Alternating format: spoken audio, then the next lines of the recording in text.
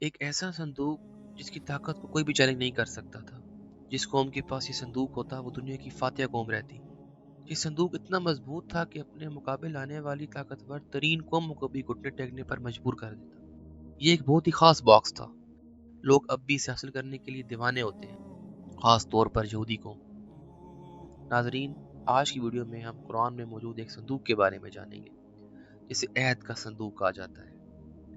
عہد کا یہ صندوق کہاں سے آیا ہے، یہ کس چیز سے بنا ہے، اور اسے حاصل کرنے والا پہلا شخص کون تھا، اور اس میں کیا خاص بات ہے کہ آج بھی یہودی اسے حاصل کرنے کے لیے بےتاب ہیں۔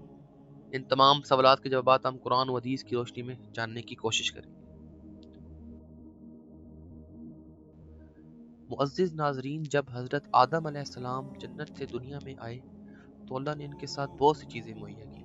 ان چیزوں میں ایک خاص صندوق تھا جسے عہد کا صندوق کہا جاتا تھا، جو سب سے پہلے حضرت آدم علیہ السلام کو دیا گیا۔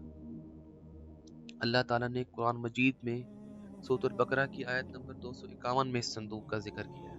اس تابوت کے ذریعے اللہ تعالیٰ نے اہل ایمان کے دلوں کو سکون اور اطمینان بخشا، اور اسی امن و سکون کی وجہ سے اسے عہد کا صندوق کا نام دیا گیا۔ اس کو تابوت سکینہ بھی کہا جاتا ہے۔ حضرت آدم کے زمانے میں یہ صندوق ان کے پاس رہا، لیکن ان کے آخری لمحات آنے کے بعد آگے ان کے بیٹوں میں سپرد ہوتا رہا، اور آخر کار یہ صندوق حضرت یعقوب علیہ السلام تک پہنچا۔ اور یعقوب وہ نبی ہیں جن کی نسل سے یہودیوں کی ابتدا ہوئی۔ حضرت یعقوب کے بعد یہ صندوق حضرت موسیٰ تک پہنچا۔ حضرت موسیٰ کو اللہ تعالیٰ نے بنی اسرائیل اور فرعون کی طرف نبی بنا کر بھیجا تھا۔ اس طرح عہد کا صندوق بنی اسرائیل تک پہنچا۔ جب اللہ تعالیٰ نے حضرت موسیٰ علیہ السلام کی قوم کو فرعون کے ظلم و ستم سے نجات دلائی اور یہ قوم سرائے سینہ تک پہنچی اور وہاں کئی سال بھٹکتی رہی، پھر اللہ نے ان کے سکون اور استحکام کے لیے انہیں عہد کا صندوق عطا کیا۔ اس دوران حضرت موسیٰ علیہ السلام نے اس مقام پر اپنی عبادت کے لیے خیمہ لگایا۔ اس عبادت گاہ کے اندر انہوں نے ایک خاص علاقہ نامزد کیا جہاں عہد کا صندوق رکھا گیا تھا۔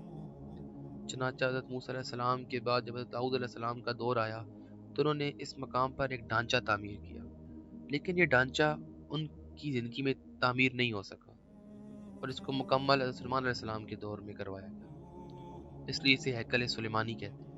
اور آج مسجد الاقصیٰ ٹھیک اسی جگہ پر موجود ہے جہاں پہ ہیکل سلیمانی ہوا کرتا تھا۔ ہیکل سلیمانی کی تعمیر کے آغاز سے حضرت داؤد علیہ السلام کا دور شروع ہوا۔ حضرت داؤد علیہ السلام نے اس جگہ اللہ کی عبادت کی جہاں عہد کا صندوق رکھا گیا تھا۔ ہیکل سلیمانی کو جنات کی مدد سے بنایا گیا تھا۔ اس کے اندر قیمتی پتھر استعمال کیے گئے تھے۔ اس کی دیواریں سونے اور چاندی کے تختوں سے مزین تھی۔ ہیکل سلیمانی میں جہاں عہد کا صندوق رکھا گیا تھا اس مقام کو القدس کہا جاتا تھا۔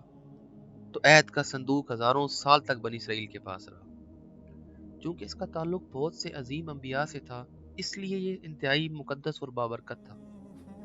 روایات میں مذکور ہے کہ عہد کا صندوق اللہ تعالیٰ کی طرف سے نازل کردہ ایک خاص صندوق ہے، اور اس کے اندر انبیاء کرام کی بے شمار نعمتیں ہیں، جیسا کہ قرآن اور تورات کی تختیوں کے ٹکڑے، حضرت یوسف علیہ السلام کا لباس، حضرت موسیٰ علیہ السلام کی لاٹھی، حضرت سلیمان علیہ السلام کی انگوٹھی، حضرت محمد صلی اللہ علیہ وسلم کی چادر، اور دیگر بے شمار نعمتیں جو انبیاء علیہ السلام سے مربوط تھیں۔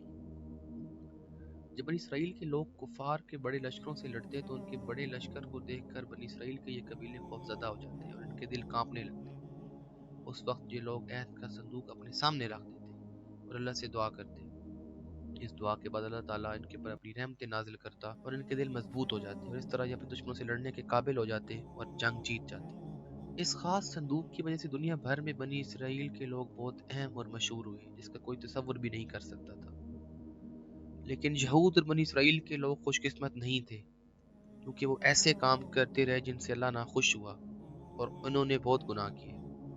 اس قوم کی رہنمائی کے لیے اللہ تعالیٰ نے بہت سے نبی بھیجے، لیکن ہر دور میں یہ قوم اللہ کی نافرمان ثابت ہوئی۔ جب یہ قوم غلط کام کرنے سے باز نہ آئی تو اللہ تعالیٰ نے ان کو سخت سزا دی۔ اس وقت موجود قوموں کے سرداروں نے بنی اسرائیل پر حملہ کیا اور وہ عہد کا صندوق اپنے ساتھ لے گئے۔ انہوں نے اس مبارک صندوق کی بے عزتی کی اور اسے گندے اور کچرے کے ڈھیر میں پھینک دیا۔ لیکن جیسے انہوں نے عہد کے صندوق کی بے عزتی کی تو اللہ تعالیٰ نے اپنے غضب میں ان پر عذاب نازل کیا اور انہیں طرح طرح کی بیماری میں مبتلا کیا، جس سے وہ لوگ مرنے لگے اور ان کے بڑے بڑے شہر مٹنے لگے۔ उन लोगों ने अजाब से बचने के लिए ये संदूक वापस बनी इसराइल को लौटा दिया और ये संदूक बैलों से खींची हुई गाड़ी पर लाद कर उन्होंने बनी इसराइल की बस्ती की तरफ रवाना कर दिया। उस वक्त अल्लाह ताला ने 4 फरिश्ते भेजे कि वो अहद के संदूक की जिम्मेदारी संभालें। उन फरिश्तों ने संदूक को उठाया और बनी इसराइल के पास ले आए। उस टाइम बनी इसराइल में मौजूद नबी ने अहद का संदूक बनी इसराइल को वापस कर दिया तो उनकी इज्जत और वकार बहाल हो गया। बनी इसराइल एक बदकिस्मत कौम थी क्योंकि वो हर नबी के दौर में अल्लाह के नाफरमान हो जाते थे।